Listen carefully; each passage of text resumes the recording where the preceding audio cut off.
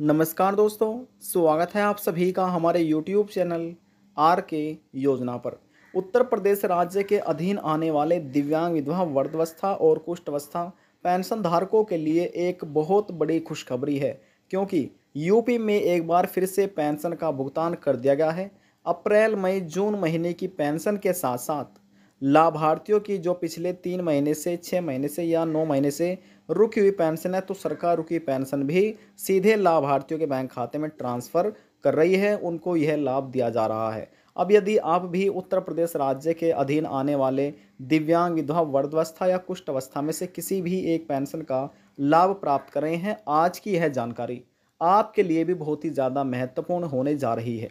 Video की शुरुआत करने से पहले हमारा आपसे निवेदन है, यदि आप हमारे चैनल पर पहली बार आए हैं तो चैनल को सब्सक्राइब कर लीजिएगा। साथ ही दोस्तों बेल आइकन के बटन को प्रेस करना ना भूलें, ताकि जो हमारी वीडियो का नोटिफिकेशन है वह सबसे पहले आपको प्राप्त हो और आप सबसे पहले ही उसका लाभ उठा सके। चलिए दोस्तों, वीडियो की शुरुआत कर लेते हैं। आज हम बात कर रहे हैं उत्तर प्रदेश पेंशन योजना के अंतर्गत मिलने वाली पेंशन राशियों के बारे में। तो यहाँ पर आप भली भांति जानते हैं, मुख्यमंत्री योगी आदित्यनाथ की सरकार की तरफ से उत्तर प्रदेश राज्य में हर एक दिव्यांग विधवा वृद्धावस्था और कुष्ठावस्था पेंशन धारकों को 1,000 रुपये प्रति महीना के हिसाब से पेंशन राशि दी जाती है। हालांकि हर महीने पेंशन राशि बैंक खाते में ट्रांसफर नहीं की जाती, 3 महीने के अंतराल पर दी जाती है, तो सीधे 3,000 रुपये हो जाते हैं। अब ये 3,000 रुपये फिलहाल जो दिए जा रहे हैं, अप्रैल मई जून महीने की पेंशन राशि सीधे लाभार्थियों बैंक खाते में ट्रांसफ़र हो रहे हैं।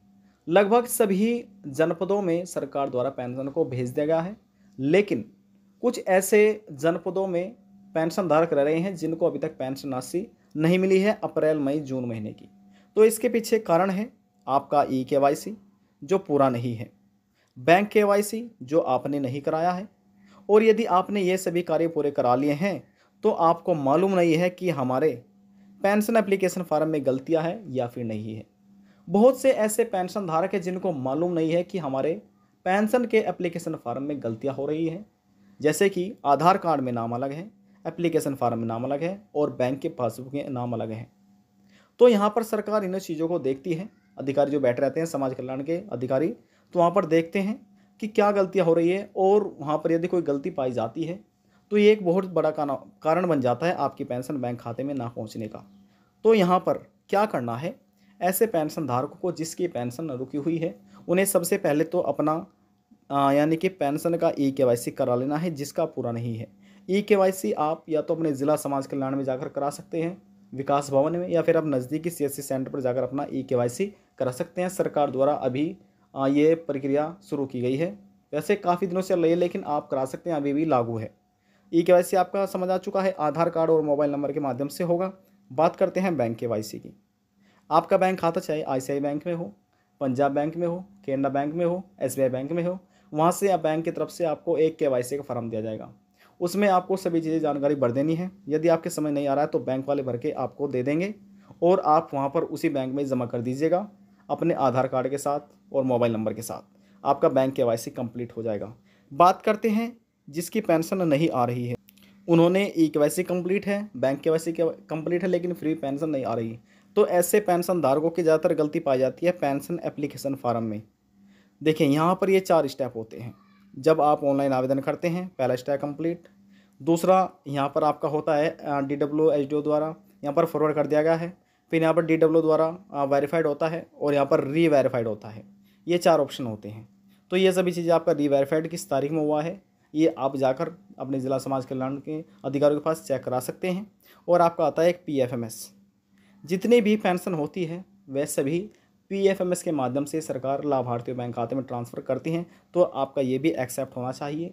अब जिसके नाम में स्पेलिंग्स में मात्राओं में गलती हो रही है, यानी कि आधार कार्ड में नाम अलग है, आपके बैंक के पासबुक में नाम अलग है, और इस एप्लीकेशन फॉर्म में नाम अलग है, या डेट ऑफ बर्थ में जन्म तिथि में गलती हो रही है, एड्रेस में गलती हो रही है, तो ऐसी स्थिति में पेंशन रुक जाती है। तो इसमें क्या करना है, आपने बैंक के पासबुक की फ्रंट पेज की फ़ोटो स्टेट और आधार कार्ड की फ़ोटो स्टेट, और ये डॉक्यूमेंट आपको ले जाकर अपने जो आपका विकास भवन है, ज़िला समाज कल्याण है, वहाँ पर आपको अधिकारियों के पास जाना है, और वहाँ पर जाने के बाद आप अपनी पेंशन को ठीक करा सकते हैं, करेक्शन करा सकते हैं। डॉक्यूमेंट हमने आपको बता दिए हैं, ठीक है ना। अब ये तो था जी कि जिनकी पेंशन नहीं आ रही वे कैसे ठीक करा सकते हैं। अब बात करते हैं जिन्होंने ये सभी कार्य अपने पहले ही पूरे करा लिए हैं। पहले कब? देखिए, पहले जब सरकार ने अप्रैल, मई, जून महीने की पेंशन ट्रांसफ़र करने से पहले ही 1 महीना पहले या 20 दिन पहले ही ठीक करा लिए हैं, तो उन लाभार्थियों बैंक खाते में सरकार पेंशन को ट्रांसफ़र कर रही है, ठीक है ना। लेकिन जितने अब कराने वाले हैं, देखिए जैसे हमने आपको बताया, यदि आप कल कराएंगे, परसों कराएंगे, तो आपको अप्रैल, मई, जून महीने की पेंशन नहीं मिलेगी। लेकिन इसके बाद जो आपको जुलाई, अगस्त, सितंबर महीने की पेंशन मिलेगी, इसी के साथ साथ ही आपको अप्रैल, मई, जून महीने की पेंशन भी दे दी जाएगी। तो यहाँ पर जो लाभार्थी अब ये कार्य पूरे कराएंगे, उनको जब अगली बार पेंशन ट्रांसफ़र की जाएगी, उनको ये लाभ मिल चुका होगा, यानी कि रुकी पेंशन का।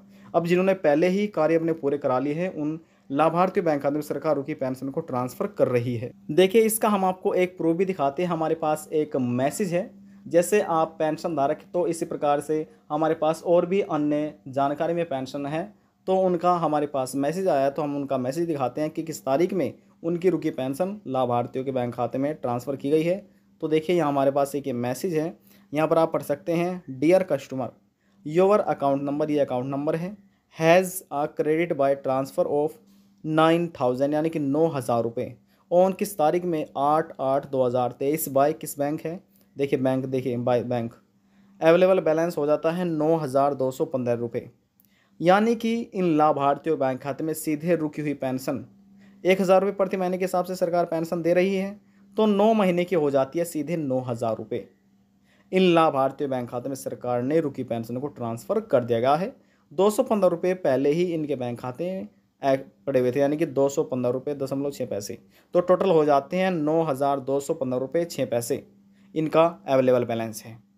तो यहाँ पर हमने आपको ये मैसेज दिखा दिया है प्रूफ के साथ कि सरकार रुकी हुई जो पेंशन है वह सीधे लाभार्थियों के बैंक खाते में ट्रांसफ़र कर रही है। किस तारीख में किया गया है? तारीख आप यहाँ पर पढ़ सकते हैं, 8 अगस्त 2023 को। देखिए, सरकार पेंशन ट्रांसफ़र कर रही है। अब यदि आप भी उत्तर प्रदेश राज्य के अधीन आने वाले पेंशन धारक हैं, तो आप भी अपनी पासबुक को जाकर एक बार अपडेट कराकर ज़रूर देखिएगा, आपके बैंक खाते पेंशन आ चुकी होगी। यह लाभ वृद्धावस्था पेंशन धारकों को दिया गया है, यानी कि जो हम आपको मैसेज दिखा रहे हैं, ये एक वृद्धावस्था पेंशन धारकों का है जिनकी रुकी हुई पेंशन थी। अब रुकी हुई पेंशन दिव्यांगों को भी दी जा रही है, विधवा महिलाओं को भी, तलाकशुदा महिलाओं को भी और वृद्धावस्था पेंशन धारकों की भी। आप जिस भी पेंशन का लाभ प्राप्त कर रहे हैं, अपने बैंक में जाइए और एक बार पासबुक को अपडेट कराकर देख लीजिएगा, ठीक है ना दोस्तों। आज की जानकारी में बस इतना ही। यदि आपको हमारी दी हुई जानकारी पसंद आई तो वीडियो को जरूर लाइक कर दीजिएगा, आपके एक लाइक से हमें बहुत ज़्यादा मोटिवेट मिलता है। और यदि जानकारी को लेकर मन में कोई सवाल है, डाउट है, पूछना चाहते हैं, नीचे कमेंट बॉक्स में जाकर पूछ सकते हैं, सभी सवालों का जवाब आपको दे दिया जाएगा। लास्ट में निवेदन हम यही करेंगे, चैनल को सब्सक्राइब और साथ ही बेल आइकन के बटन को प्रेस करना ना भूलें, ताकि जो हमारी वीडियो का नोटिफिकेशन है वह सबसे पहले आपको प्राप्त हो और आप सबसे पहले ही उसका लाभ उठा सके। अब हम आपसे मिलते हैं नेक्स्ट वीडियो में एक और नई जानकारी के साथ। जब तक के लिए जय हिंद, जय भारत।